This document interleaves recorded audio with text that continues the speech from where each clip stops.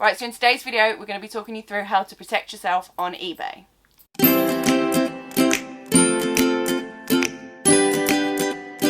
Hey everyone, welcome back to our channel. And welcome to a brand new video. We're Global Thrifters. My name's Jack. And I'm Emily. And together we're a full-time reseller couple here in the UK. So in today's video, we're going to be talking you through how to protect yourself selling on eBay. Yes, just some top tips from our experiences that we want to share with you guys, that hopefully, even if one of them help you, then that's great. We're happy with that. So without further ado, let's get thrifty. So just a quick disclaimer, guys. If you do have a problem on eBay and you do think you might be getting scammed, the best people to speak to are eBay themselves. There's live chat, email, and also you can phone them as well. Yeah, obviously you're selling on their platform, so they want to help you the best that they can, but we'll just be sharing our personal experiences and what we have done to resolve situations that we found ourselves in. Definitely. So first up, guys, personally, we would say just list everything as honestly as possible. Make sure you have clear photos. A clear and honest description, which just includes any possible defects, possible flaws. The buyer's going to receive the item, and if you haven't mentioned things that perhaps should have been mentioned, they're not going to be happy. So I think if you sell, possibly undersell. I think we do that a little bit, don't we? Yeah. Obviously, you want to be as honest as you can, so if something has got a broken wheel, mention it. Yeah. Like we've said before, people are happy knowing what they're buying. Yeah, they will pay the price that they think it's worth with that piece of damage or slightly fading to the colour, anything. Just be honest, make sure your photos are show it. If the photos are overexposed and it's not true to colour, people are going to notice. So just be honest, you'll protect yourselves later on. So the second thing when you're selling on eBay is always sell through the platform. Yeah, it's just worth completing that transaction within eBay. Protects you, it protects the buyer. It's not worth it. Yeah, you may be tempted with emails, phone calls, text messages, which people have tried with us in the past, saying, oh, save some extra fees, we'll do it outside of eBay. It's just not worth it because the buyer is not protected, you're not protected, and any problem within that transaction, you're on your own. And the consequences is eBay can suspend your account, they can restrict your messaging, and they can even, they can shut it down. Yeah, and you will not be able to sell again on eBay just through one transaction. One fees you may have saved, it's not worth it, so you can't then go on to sell 10, 100, hit that 1,000 feedback score. So third up, we've got sending items tracked. Yes. Now, some sellers don't do this for items, say, under £10, but we send everything tracked. I think it's worth it for the peace of mind. Yeah.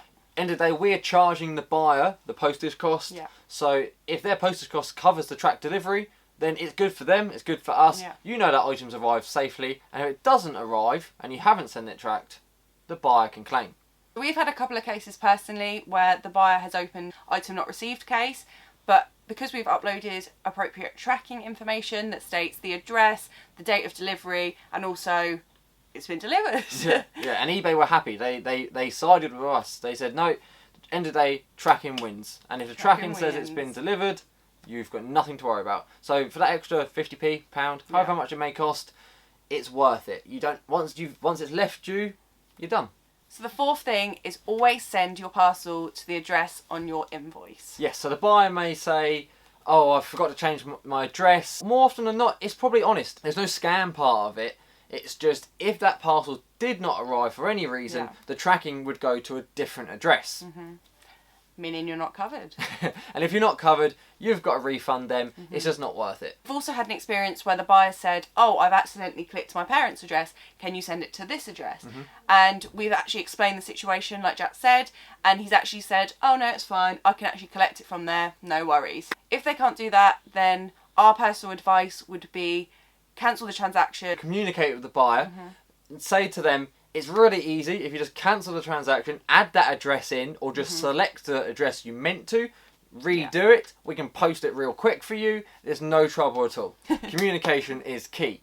But the key point here is as a seller, you're protected. So the worst case scenario, if you do say you have to cancel that transaction, they may not rebuy it, you may lose it, okay. But if you did send it to that address and there was a problem, you're not covered. So then you've lost the item, you've lost the money, whereas at the moment, if they cancel, you can still relist it, resell it. So next up, always package your parcels well. Yes, 100%. Especially in today's society of couriers, the parcel is probably going to get thrown about at some point, let's be honest. So personally, I over package. You know, I think I'd probably box it or paper bubble more than is necessary, but I'd rather a buyer say, whoa, you used way too much packaging, than, hey, why did you not use enough?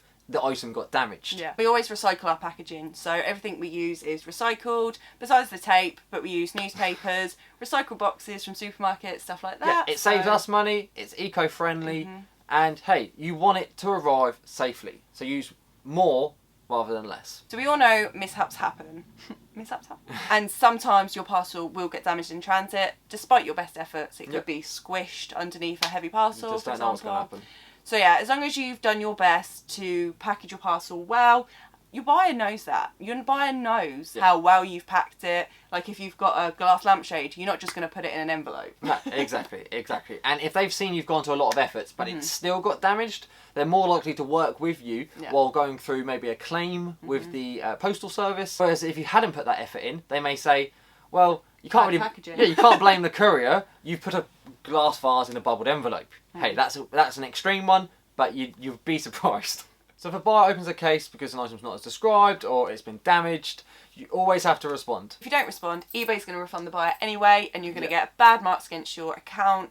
And yeah, the buyer's just not going to be happy, and it's a bad situation all round. Exactly. So you can give them the option to return it for a full refund or offer them a partial refund and they can keep the item. However, if the buyer misuses a returns policy, such as if the buyer sends back an item that they've used, they've damaged, or it's missing parts, which we've had in the past, you have a right to offer them 50% refund to try and basically get back some of that lost value. And eBay back this. They offer up to 50% refund. So sometimes it may just be a 10%. One bit's missing, it might have been an accident. You never know. But they'll give you a percentage to refund them to cover lost earnings. It's always good to ring eBay customer service, as they'll give you advice on what to do in that situation. They'll tell you where you stand, basically. So if you find yourself in a situation where you feel like the buyer's being unfair or they're misusing the buyer protection, such as making a false claim or demanding something that was never advertised, it was never in the listing, and they're just genuinely not being a fair buyer. then to make it safe for everyone selling on the platform, you can report the buyer. Yeah, and eBay recommend doing this because then they get a record, and if this buyer's done it a few times, they may have their buying privilege taken away. And it's better, safer for all us sellers on the platform. So when selling on eBay, communication is key. We always aim to respond to every question or query within 24 hours. But usually it's about 5 minutes because we're always on our phones. We've noticed that in our feedback as well. People are grateful that we respond quickly and usually accurately. We try to. The customer feels valued because we've taken the time out to respond to them and answer any questions they may have. And that carries on after the buyer has received the item as well. I like to keep in contact if they have any problems or any advice. We've had a couple of times where people have said, oh, how do I work this? I can't get it to work. We spoke them through it and it worked. They're much more grateful if you keep that communication. And worst case scenario, if there is a small problem, you can communicate and then less likely to leave negative feedback or open a case if there's a problem. You work with the buyer and they then feel valued. That's the most important part. So finally, let's talk about feedback. If the buyer leaves you negative feedback and you think it's unfair or untrue, or if it's something out of your control, like they say item was damaged in transit but you've resolved it fairly, then you have a right to appeal it. Yes, you always have the right to appeal, but it's down to eBay and they will make that decision. There's no guarantee that feedback will be removed. But it's always worth a ring. Obviously, there's situations where buyers are telling the truth, and for example, if you've not resolved an issue or the item was not as described, then it's staying.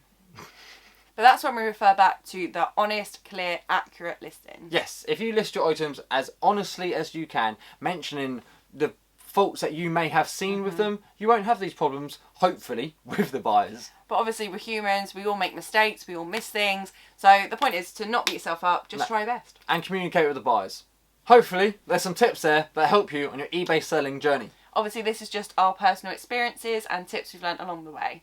But obviously, if you do have a problem, make sure you always contact eBay as they're there to help. Definitely. I hope you enjoyed this video. If you did, please smash a huge thumbs up. Don't forget to hit that subscribe button down below and hit the bell as well so you're always notified for any new videos we have coming out. And we'll see you soon for a brand new video. Take care, guys.